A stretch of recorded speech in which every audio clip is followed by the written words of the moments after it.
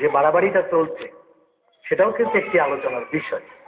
আজ এই কবর মাজার নিয়ে ইফরাত ও তাফরীত, দুদিকে টানাটানি হচ্ছে, দুই দিকেই বাড়াবাড়ি হচ্ছে।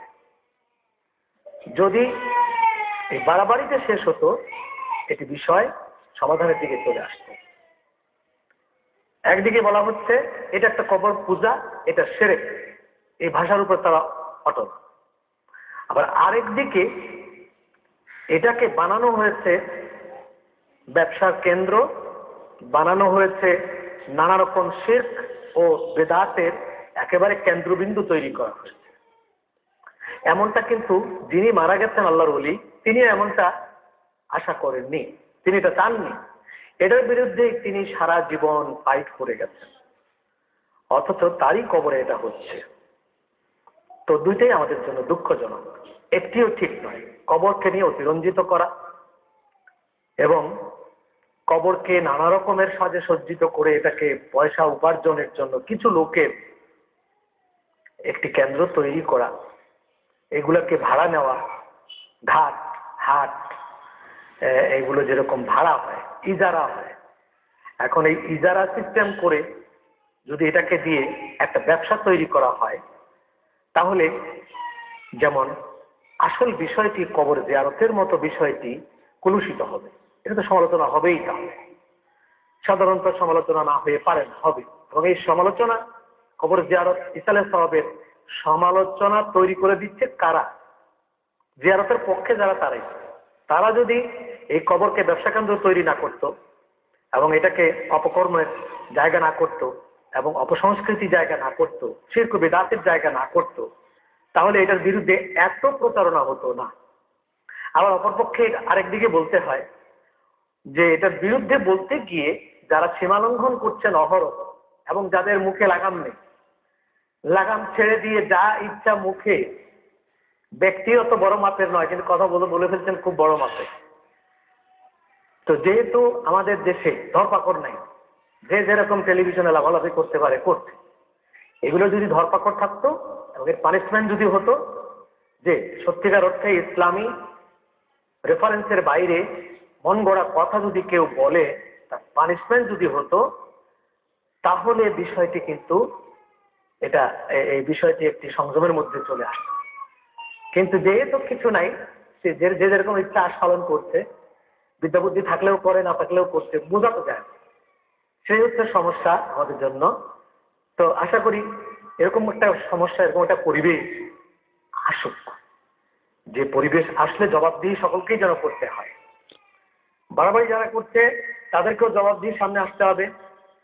যারা এর বিরোধিতা করতে গিয়ে বেসামাল কথাবার্তা বলছে, অনইসলামিক কথাবার্তা বলছে, শরীয়তহীন কথাবার্তা বলছে, শরীয়ত বিরোধী কথাবার্তা বলছে, শালীনতা বিরোধী কথাবার্তা বলছেন, সভ্যতা বিরোধী কথাবার্তা বলছেন, যার যেরকম খানদান, যেখান থেকে যিনি উঠে এসছেন তার কথা তো সেরকমই বের হবে।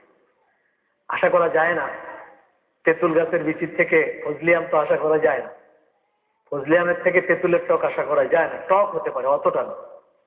কিন্তু আমরা যেটা দেখতে পাচ্ছি, টুপি দাড়ি আর লেবাস পোশাক লাগালেই তেঁতুল ফজলি আম হয় না। ও তো আসছে তেঁতুল থেকে, তেঁতুলই হবে। সেই জন্য আজ আমাদের এটা একটা জবাবদিহিতা যদি হয়, সেটা যে পক্ষ থেকেই হোক, খুব কঠিন ভাবে এটার জবাবদিহিতা থাকা উচিত।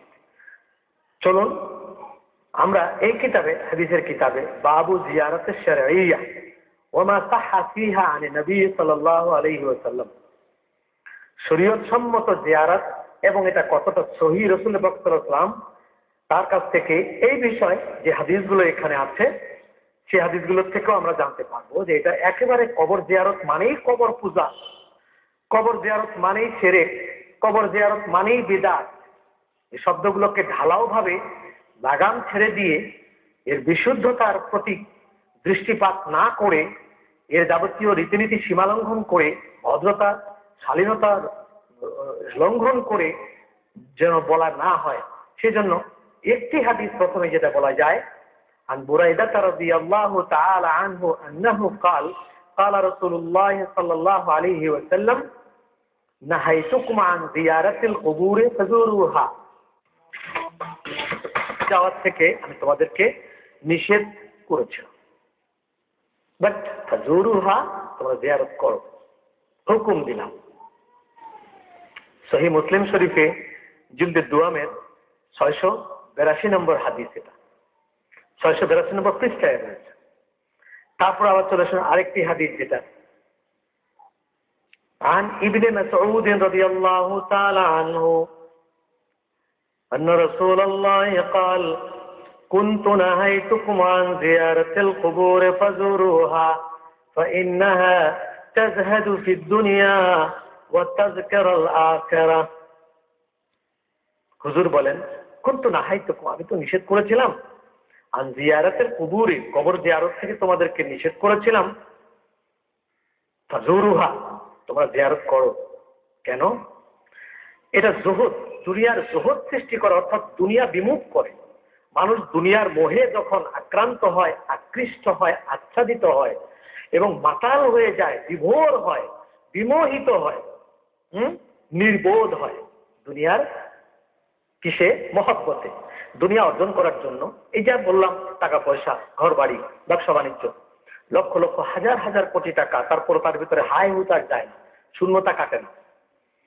এই ধরনের যদি হয়, এটার থেকে কবর জিয়ারত, কবর দেখতে যাওয়া মানুষকে দুনিয়ার থেকে মুখ ফিরাইয়া আল্লাহ ঠিক করে দেয়, বিমুখ করে দেয়, দুনিয়া বিমুখ করে দেয়, দুনিয়ার প্রতি এত লোভ তার থাকে না।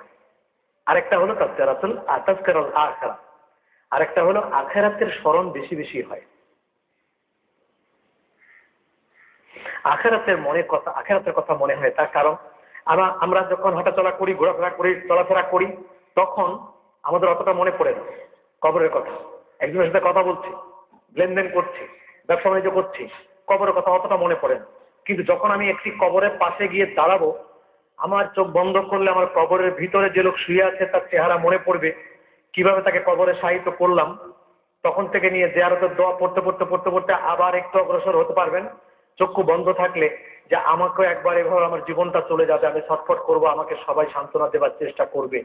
কিন্তু তারা জানে না যে আমার কত পিপাসা, 7 সমুদ্র আমার গলায় ঢেলে দিলে আমার পিপাসা মিটবে না। আমি এত কষ্ট করছি, কেউ জানলো না আমার এত কষ্ট। আমি দুনিয়ার থেকে বিদায় নিয়ে ওভাবে আস্তে করে খাটে উঠবো, কাপড় মোড়া দিয়ে আমার মাথা বেঁধে রেখে দিবে, কবরে নামাইয়া নিষ্ঠুরের মতো সবাই চলে যাবে। তাড়াতাড়ি বাঁশগুলো দিবে, কবর দিয়ে ঢেকে দিয়ে, হাত পা ধুয়ে মাটি দিয়ে ঢেকে দিয়ে সবাই চলে যাবে আমাকে একা রেখে। কোনোদিন আমাকে একা রেখে কেউ থাকতো না। আমার বাবা থাকতো না আমাকে একা রেখে, মা থাকতো না আমাকে একা রেখে, দিদি থাকতো না আমাকে একা রেখে। আজ সবাই আমাকে একা কবরে রেখে চলে যাবে। এই যে কবরের তাসাব্বুর যেটা হবে, যে কবরে শুইলে কেমন লাগবে, আমাকে তো একদিন এভাবে মরতে হবে, এভাবে আমাকে শুয়ে থাকতে হবে, কেউ আমার কবরের পাশে আসবে না। কেন আমি খামাখা পৃথিবীর জন্য আমি এত চেষ্টা করছি, এত কষ্ট করছি পৃথিবীর মানুষের জন্য, কেন? এই যে এটা হলো আখিরাতের স্মরণ, আর দুনিয়ার থেকে বিমুখ করে দেয়। এই বিমুখ শব্দের অর্থ মানে কি, মানুষ দুনিয়ায় থাকবে, কাদায় থাকবে, কাদা গায়ে লাগবে না। ওলি আল্লাহরা হলো এরকম। বাইং মাছ একটা মাছ আছে, এটা কাদায় বসবাস করে, কিন্তু এক ফোঁটা কাদা গায়ে লাগে না। মাগুর মাছ এই কাদার মধ্যে থাকে, গায়ে কাদা লাগে না। এটা হলো মুমিনের জিন্দেগি। পৃথিবী টাকার মধ্যে থাকবে, সম্পদের মধ্যে থাকবে, সৌন্দর্যের মধ্যে থাকবে, কোনোটাই তাকে টাচ করবে না। থাকে যে সে বেরিয়ে যাবে, একদম ফ্রেশ হয়ে কবরের দিকে যাবে। এটাই হচ্ছে আল্লাহর ওলি। আর পৃথিবীতে যদি টাকার মায়া আমাকে ধরেই বসলো, এটার মায়ায় ধরেই বসলো, আমি আটকে গেলাম, যত কামাই করছি ততই লোভ হচ্ছে, তাহলে বোঝা গেল পৃথিবীর মোহ, পৃথিবীর মায়া আমাকে আখেরাত থেকে বিমুখ করে দিয়েছে। মৃত্যুর সময় আমার ঈমান নসিব হবে না। সেই জন্য রাসূলুল্লাহ সাল্লাল্লাহু আলাইহি ওয়াসাল্লাম বলেছেন, তোমরা কবর জিয়ারত করো। এবং সুনানে ইবনু মাজার হাদিস, সুনানে ইবনু মাজাহ জিলদ আউয়াল 501 পৃষ্ঠার মধ্যে রয়েছে সিয়ায়াতুত তারহাত। আমরা যদি সামনে আরেকটু অগ্রসর হই তাহলে পাবো, আন বুরাইদাতা আন আবিহি ক্বালা ক্বালা রাসূলুল্লাহ সাল্লাল্লাহু আলাইহি ওয়াসাল্লাম নাহাইতুকুম আন জিয়ারাতিল কুবুরি ফাজুরুহা ফাইন্না ফি জিয়ারাতিহা তাযকিরা। এখানেও হুজুর বলেছেন, সেটা হলো এই যে আমি আগে নিষেধ করেছিলাম বটে, কিন্তু এখন আমি তোমাদেরকে কবর জিয়ারত করতে বলছি, কারণ এটার চাইতে প্রথমে তুমি কি ছিলে? পানি, পানি থেকে মাটি, মাটি থেকে পুতুল, পুতুলের ভিতরে আবার মানুষের উপাদান, সেখান থেকে একজনের পিঠ থেকে আরেকজনের পেট, সেখান থেকে পেট থেকে পিঠে, ওরকম করতে করতে এই পেটের মধ্যে যাবার পরও সাথে সাথে আমি বানাইনি। কখন বানাইছি? ওয়ালাকাদ খালাকনাল ইনসানা মিন সুলালাতিন মিন তিন সুম্মা জাআলনাহু নুতফাতান ফি ক্বারারিন মাকিন। মানুষের পিঠের উপরে সারা পৃথিবীর সংগৃহীত মাটি দিয়ে তোমাকে আমি তৈরি করেছি। তারপর কি করেছি আমি? সেই মানুষটা পরে পেটে আস্তে আস্তে মার উদরে গেল, পেট থেকে মার উদরে, সেখানে ডে বাই ডে 120 দিন পর মানুষের ভিতরে রুহু আসলো, আস্তে আস্তে বড় হলো, আস্তে আস্তে হাত পা হলো, আস্তে আস্তে নাক চোখ মুখ কান হলো, আস্তে আস্তে আল্লাহ মানুষের ভিতরে মুভমেন্ট করার জন্য জীবন দিলেন। তারপরে পুরুষ হলো অথবা নারী হয়ে গেল, তারপরে একদিন পৃথিবীতে আসলো।